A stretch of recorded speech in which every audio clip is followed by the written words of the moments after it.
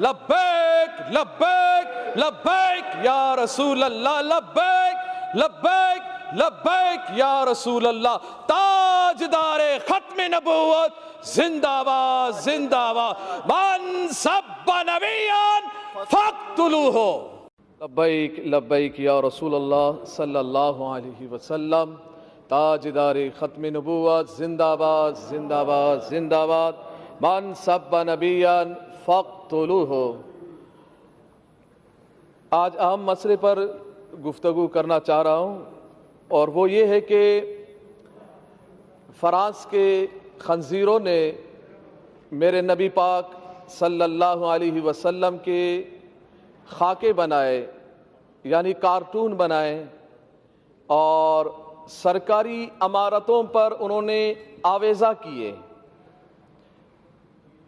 جب سرکاری عمارتوں پہ آویزہ کیا انہوں نے، تو یہ مرحلہ عالم اسلام کے منہ پر ایک بہت بڑا تماچا تھا۔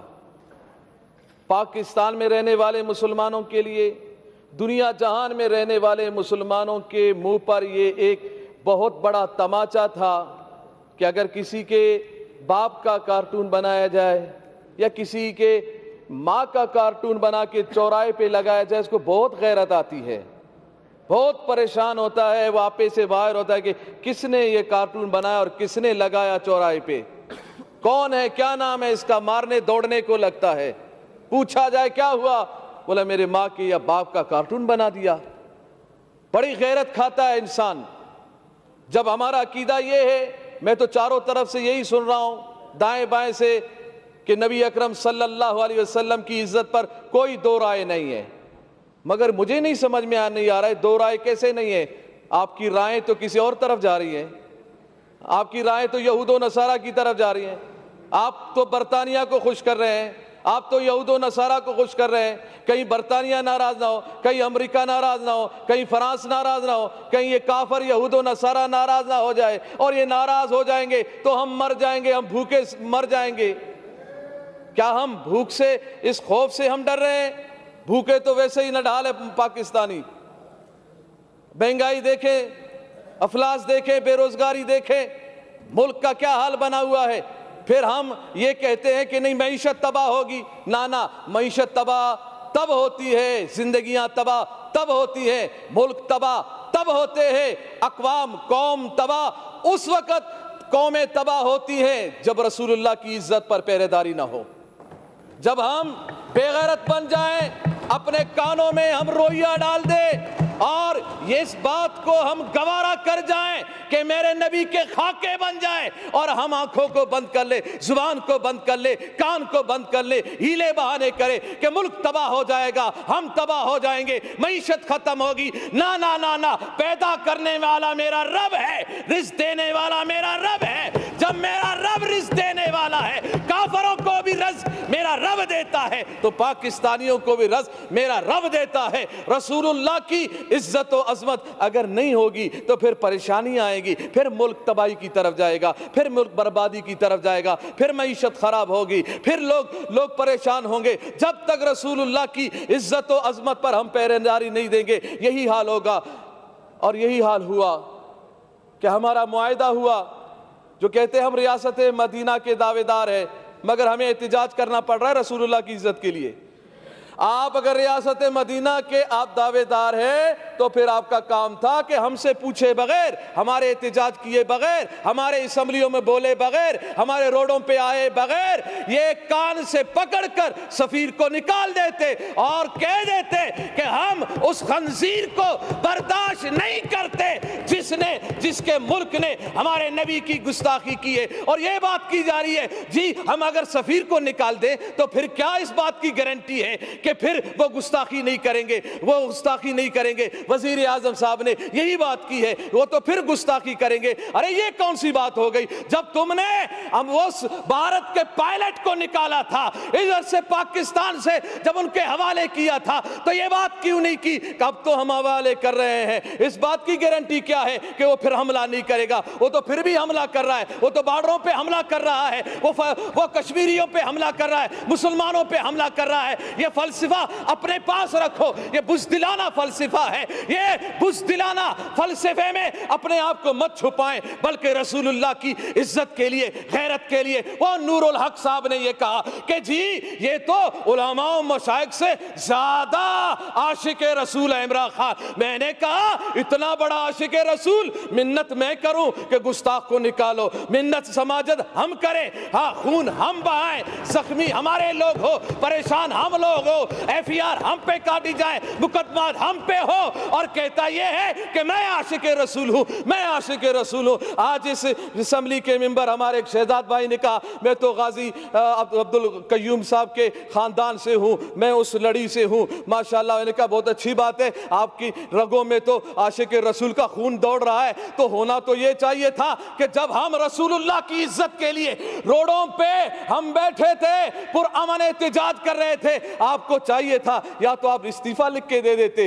رسول اللہ کی عزت کے لیے، یا تو پھر روڈوں پہ ہمارے ساتھ بھی آ کے بیٹھ جاتے۔ ہم پہ گولیاں بھی چلائی گئی ہے، ہمارے کانوں کی قریب سے گولیاں گئی ہیں، ہمارے نوجوانوں کے ہاتھوں میں اسلحہ نہیں تھے، رسول اللہ کی عزت کی بات تھی، زبانوں پہ رسول اللہ کی وفاداری کی بات تھی۔ ہم ادھر احتجاج کر رہے تھے، پرامن احتجاج کر رہے تھے، روڈوں پہ بیٹھے ہوئے تھے، قرآن خوانی ہو رہی تھی، نعت خوانی ہو رہی تھی، رسول اللہ صلی اللہ علیہ وسلم کی تعریف و ثنا ہو رہی تھی۔ ہاں اگر برا کہا جا رہا تھا تو گستاخان رسول کو برا کہا جا رہا تھا، ان کے حامیوں کو برا کہا جا رہا تھا۔ اگر برا لگنا تھا، گولیاں چلانے تھی تو ان پہ گولیاں چلاتے، ان پہ ظلم ڈھاتے جنہوں نے گستاخی کی تھی، مگر تم نے وہ طاقت ہی نہ رہی، نہ تم میں وہ سمت رہی، نہ تم میں وہ رسول اللہ کی محبت کی اصل جھلک نظر آئی کہ تم نکال دیتے، تم کہہ دیتے کہ نا نا نا نا، جس نے رسول اللہ کی گستاخی کی ہے ہم اس کو برداشت نہیں کرتے ہیں۔ تو وہ پھر بات زبردستی نہیں ہوگی، آپ ہمیں زبردستی روڈوں سے اٹھاؤ گے، آپ ہمیں زبردستی پیارے محبوب علیہ السلام کی عزت سے روکو گے، گولیاں چلا کے نا نا نا نا، اس بات کو دبا نہیں سکتے۔ زبردستی روڈوں سے اٹھایا جا سکتا ہے، ڈنڈے چلانے سے۔ اچھا مجھے یہ بتایا جائے میڈم اسپیکر صاحبہ، مجھے یہ بتایا جائے کہ روڈوں پر جو احتجاج کرتے ہیں، پی ٹی آئی کے احتجاج کرنے والوں پہ کیوں گولیاں نہیں چلی؟ نہیں چلی، کہاں ہے؟ کدھر چلی ہے؟ کہاں ہے تمہاری لاشیں؟ سٹاپ نہیں کریں، آپ ڈسٹرب نہیں کریں، کوئی اگست کی لاشیں نہیں ہے، ان پہ کیوں گولیاں نہیں چلی؟ دوسروں پہ گولیاں کیوں نہیں چلی؟ دوسروں پہ ظلم و ستم کیوں نہیں ہوئے؟ اور یہ کون سے قانون میں ہے کہ پرامن کوئی احتجاج کر رہا ہو، کسی پولیس والے کو، کسی رینجر والے کو کس نے حق دیا ہے کہ پرامن احتجاج کرنے والوں پر لاٹھی چلائے؟ یہ کوئی قانون نہیں ہے لاٹھی چارج کرنا، کوئی قانون نہیں شیل برسانا، کوئی قانون نہیں ہے گولیاں چلانا۔ کون سا قانون ہے؟ یہ قانون کو ہاتھ میں لیا گیا ہے، ظلم کیا گیا ہے۔ ان شہداء کا مطالبہ ہم کرتے ہیں کہ جن کے کہنے پر یہ گولیاں چلائی گئی، وہ ایک آوارہ، ایک وزیر جو آوارہ گھومتا رہتا ہے، سگریٹوں پہ سگریٹ لگا رہتا ہے، کش پہ کش لگا رہا ہوتا ہے کہ جی میں یہ کر دوں گا، میں وہ کر دوں گا۔ میں نے کہا بس کر، چپ کر بے وقوف کہیں کا، تو کیا کرے گا؟ تیرے اندر طاقت کیا ہے؟ ارے کرنے والا تو میرا رب ہے، میرے رب کے عذاب میں آ گئے تو پھر پکڑ ہی پکڑ ہے۔ ان بطش ربک لشدید، تیرے رب کا پکڑ بہت سخت ہے، چیخیں نکلیں گی۔ یہ 2 دن کی کرسی ہے، اس ہوس میں مت رہو، اس ہوس میں مت رہو کہ ہم 2 دن ہمارے پاس حکومت ہے، طاقت ہے، اس طاقت کے بل بلتے پر ہم جو چاہیں جیسا چاہیں کرتے رہیں گے، ہم عہد شکنی کریں، ہم رسول اللہ کے غلاموں پر گولیاں چلائیں، نا نا نا، یہ گستاخی یہ رسول کو ہم کبھی برداشت نہیں کریں گے۔ ابھی بھی ہمارا مطالبہ اس بات پہ ہم روڈوں سے اٹھے ہیں کہ انہوں نے اس جو ہمارا معاہدہ تھا اس کو اسمبلی میں لایا گیا، اور اس میں یہی بات ہے اہم کہ پیارے محبوب علیہ السلام کی جو گستاخی کی ہے فرانس نے، اس کے سفیر کو ملک بدر کیا جائے گا۔